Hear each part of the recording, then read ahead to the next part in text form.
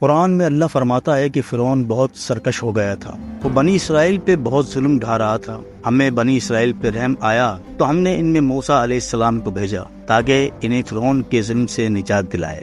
حضرت موسیٰ علیہ السلام کی فرعون سے جنگ کے سب واقعات آپ نے پڑھ رکھے ہیں، آپ بس آخری واقعے پر غور کریں۔ فرعون کو حضرت موسیٰ علیہ السلام نے قتل نہیں کیا، اسے اللہ نے ہی دریا میں غرق کر کے عبرت کا نشان بنا دیا۔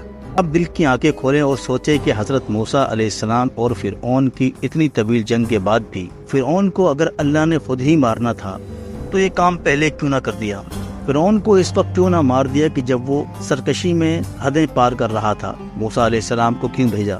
اب قرآن کے فرمان پہ دوبارہ توجہ دیں۔ اللہ نے فرمایا، ہم نے موسیٰ علیہ السلام کو بنی اسرائیل کے ظلم سے نجات دینے کے لیے بھیجا۔ یعنی موسیٰ علیہ السلام کی آمد کا مقصد فرعون کو قتل کرنا نہیں تھا، بلکہ فرعون کے خلاف باقاعدہ جہاد کر کے اس کی جھوٹی خدائی کے دعوے کو غلط ثابت کرنا تھا، اور بنی اسرائیل کے دلوں سے فرعون کا وہ ڈر نکالنا تھا کہ جس نے انہیں صدیوں سے فرعون کا غلام بیدام بنا رکھا تھا۔ اور یہ آسان مشن نہیں تھا، اس کے لیے حضرت موسیٰ علیہ السلام کی باقاعدہ تربیت کی گئی۔ سب سے پہلے جناب موسیٰ علیہ السلام کی فرعون کے گھر میں پرورش کی گئی تاکہ موسیٰ علیہ السلام فرعون کے عیش و عشرت اور بنی اسرائیل کی عوام کی ذب و حالی کو اپنی آنکھوں سے دیکھ لیں اور اچھی طرح سمجھ لیں۔ پھر جب موسیٰ علیہ السلام جوان ہوئے تو انہیں 10 سال حضرت شعیب علیہ السلام کے پاس رکھا تاکہ موسیٰ علیہ السلام میں وہ تمام خوبیاں پیدا کریں جو ایک انقلابی لیڈر کے لیے ضروری ہوتی ہیں۔ اس کے بعد انہیں نبوت دی گئی اور پھر اللہ نے موسیٰ علیہ السلام کو حکم دے کر فرعون کے دربار میں بھیجا۔ آگے کی سب جد و جہد آپ کو معلوم ہے۔ کسی بھی قوم میں انقلاب باتیں کرنے سے نہیں آتے، اور نہ ہی عوام کبھی از خود انقلاب لا سکتے ہیں۔ اللہ کی سنت ہے کہ وہ مظلوم قوموں میں ہمیشہ اپنے ایسے خاص بندے بھیجتا ہے جو ایک صبر آزما جنگ اور جہاد کے بعد اس قوم کو ظلم سے نجات دلاتے ہیں۔ ہم بھی اگر اپنے ارد گرد کا جائزہ لیں تو بنی اسرائیل جیسے حالات سے گزر رہے ہیں۔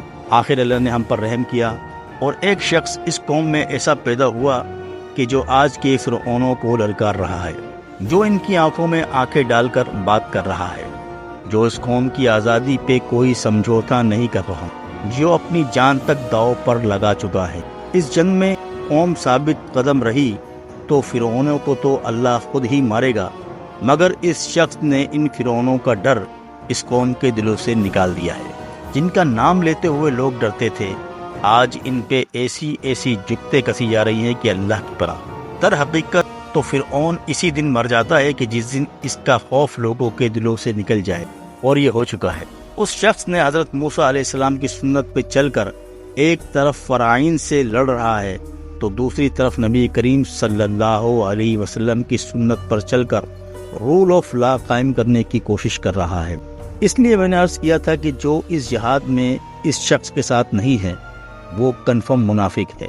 یاد رکھیں، اللہ کبھی زمین پر خود نہیں آتا، وہ اپنے بندوں سے ہی کام لیتا ہے۔ انبیاء و رسول ہوں، اولیاء و اوتار ہوں یا سیاسی لیڈر ہوں، انہیں صلاحیتیں اللہ ہی عطا کرتا ہے۔ گاندھی اور قائد اعظم ہوں، ماؤ زیدن یا فیڈرل کاسٹرو ہوں، امام خمینی یا لی کوان ہوں، سب لیڈرز نے اللہ کی بخشی ہوئی طاقت اور صلاحیتوں کو استعمال کرتے ہوئے اپنی اپنی قوموں کے حالات بدلے۔ یہ شخص بھی وہی کر رہا ہے، اور یہ شخص اس دور کا سب سے بڑا لیڈر ہے کہ جو براہ راست باطل کی تمام قوتوں سے نبرد آزما ہے۔ اللہ نے اسے اس کام کے لیے چنا ہے تو کامیابی بھی یقیناً عطا کرے گا انشاءاللہ۔ بس قوم حوصلہ رکھے اور اس کے ساتھ کھڑی رہے۔